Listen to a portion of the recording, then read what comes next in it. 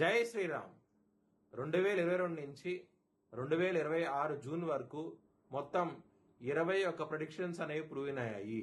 అవన్నీ కింద డిస్క్రిప్షన్లో ఇవ్వడం జరుగుతోంది.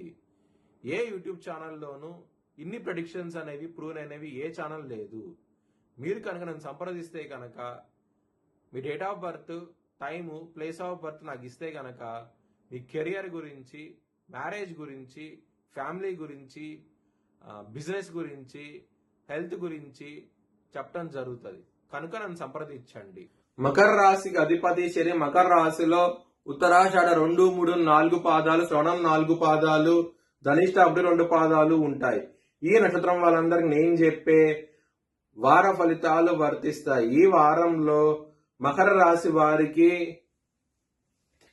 గురువు యోగిస్తున్నారు సప్తమ స్థానంలో, బుధుడు యోగిస్తున్నారు సప్తమ స్థానంలో, శుక్రుడు యోగిస్తున్నారు, అలాగే తృతీయంలో శని యోగిస్తున్నారు. 4 గ్రహాలు యోగిస్తున్నాయి. ఇక్కడ 6వ స్థానం రవి ఉన్నారు కాబట్టి గోధుమలు దానం చేయండి, బ్రాహ్మణుడికి మంచి ఫలితాలు ఉంటాయి.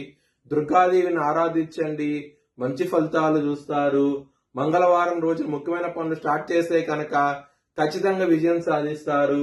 గురువారము, శుక్రవారం, శనివారం రోజుల్లో మాత్రం వ్యతిరేకత ఫలితాలు ఉన్నాయి కాబట్టి మీరు ముఖ్యమైన పనులు వాయిదా వేసుకోండి, మంచి ఫలితాలు ఉంటాయి.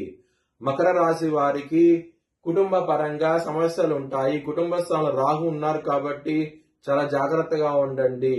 ధన పరంగా మాత్రం ఏదో విధంగా ధనం అనే చేతికి వస్తుంది, చాలా సంతోషంగా అవుతూ ఉంటారు. లవర్స్ కి బ్యాడ్ టైం నడుస్తోంది. పంచమ స్థానంలో కుజుడున్నారు, పంచమాధిపతి అష్టమ భావంలో ఉన్నారు కాబట్టి ఇబ్బందులు పడే అవకాశం ఉంటది. కేతుతో కలిసి ఉన్నారు కాబట్టి ఇంకా ఇబ్బందులు ఉంటాయి. లవర్స్ కి చాలా జాగ్రత్తగా ఉండండి. శత్రువులు అనే వాళ్ళు చాలా అధికంగా ఉంటారు. నారాయణ కవచం చదువుకోండి, మంచి ఫలితాలు ఉంటాయి. బిజినెస్ పరంగా పెట్టుబడి ఎక్కువ పెట్టండి, మంచి లాభాలు చూస్తారు ఈ వారం అనేది. మ్యారేజ్ పరంగా చాలా బాగుంటది.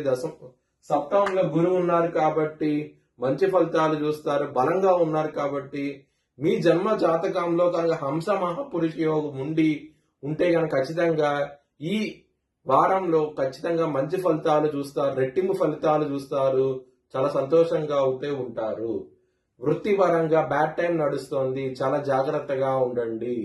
ఎందుకంటే గనక మీకు దశమాధిపతి శుక్రుడై ఉంటారు, అష్టమ భావంలో ఉన్నారు, దాని మూలం మరియు కేతుతో కలిసి ఉన్నారు. జాబ్ పరంగా సమస్యలు అధికంగా ఉంటాయి, చాలా జాగ్రత్తగా ఉండండి.